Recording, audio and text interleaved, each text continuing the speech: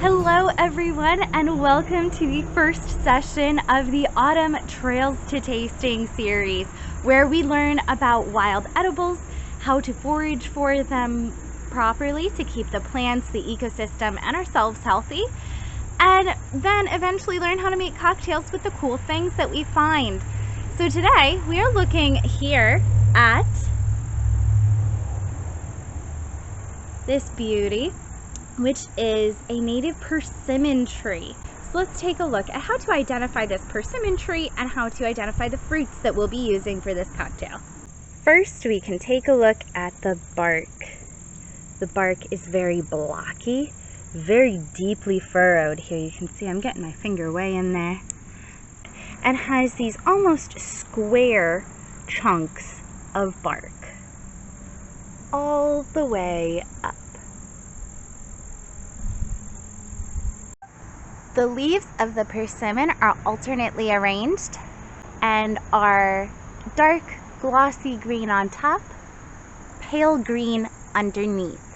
This is a fallen persimmon branch, and you can see this almost glossy feel on the top of the leaf, whereas when you flip it over, you get a much paler, matte colored underside of the leaf. They have entire margins, meaning that they are smooth along the edges, and they are elliptical in shape, meaning they're rounded here at the top where it connects to the stem, and then forming this point down at the tip. These fruits are going to be what we want to harvest for our cocktail, but keep in mind, and looking here you can really see it, that they ripen at different stages. Here we have a green one that fell, is completely unripe, so we don't want it. We have this almost purpley orange one with the wrinkly skin. This is what we're going to be looking for. However, it's got slug stuff and twigs all over the bottom.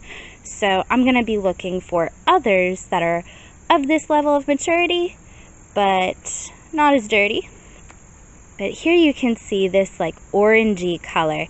That orangey color, maybe with a little bit more purple in it, is really what we're going to be looking for here.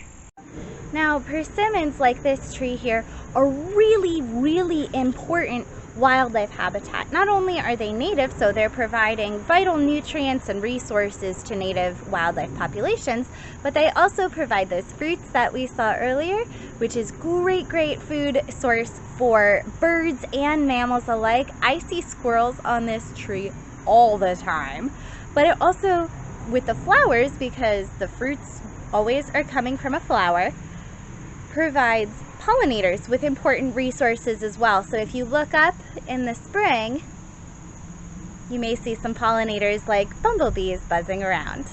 We have our persimmons. These are the ones that I was able to harvest, and we are going to be muddling these for their juice. We're not going to use the pulp, but now that we have our persimmons, I've washed them all off.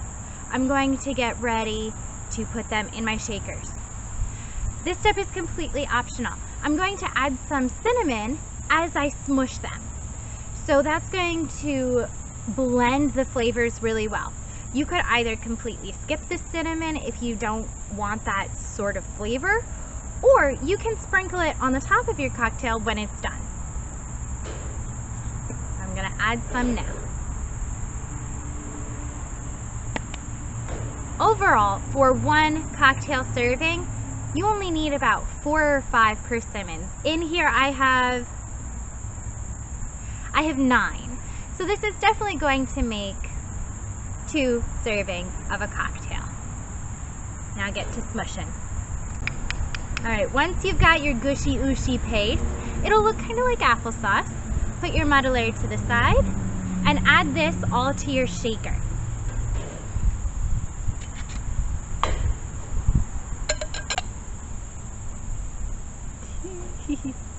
This is definitely a little bit messy. Then, add your whiskey. If you were here for the spring session of my 2021 Trails to Tasting, you know that I featured moonshine from Huhn Distillery, which is a local distillery here. And now this time I have this bourbon whiskey from Huhn Distillery as well. Very excited to partner with them on this. But for this cocktail, we will need 2 ounces of whiskey or bourbon, whichever you like best.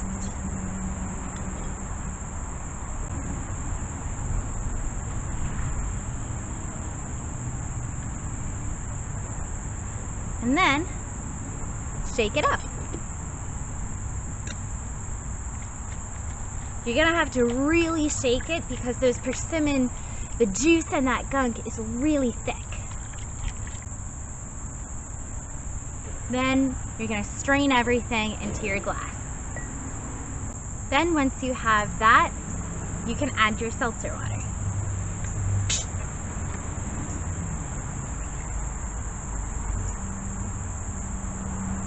Now, if you want a refreshing, it's the start of fall sort of drink, you may want to shake all of that up with ice cubes as well, or add some ice cubes to your cocktail, or if it's starting to get chilly, and we can definitely tell that we're transitioning now from summer to autumn, you can leave it as is room temperature. Let's give it a try.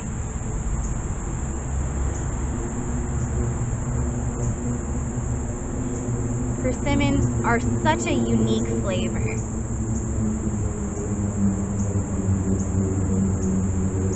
In my head,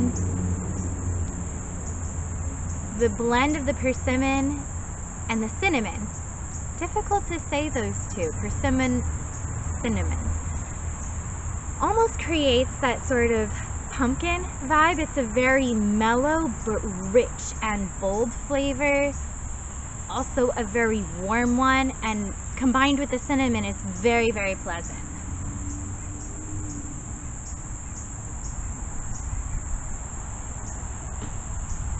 This is a keeper. So thank you so much for joining me at the first autumn session for this persimmon, cozy persimmon cocktail here. If you enjoyed this, and I hope you did, you can actually check out my new book, Trails to Tasting, a foraging guide and cocktail recipe book, which is available in my shop at www.theartofecology.com. You can also stay tuned for more Trails to Tasting and foraging goodness here on my YouTube channel. You can subscribe here and check out the next best thing. Never stay out of the loop because there's always good stuff going on. Cheers.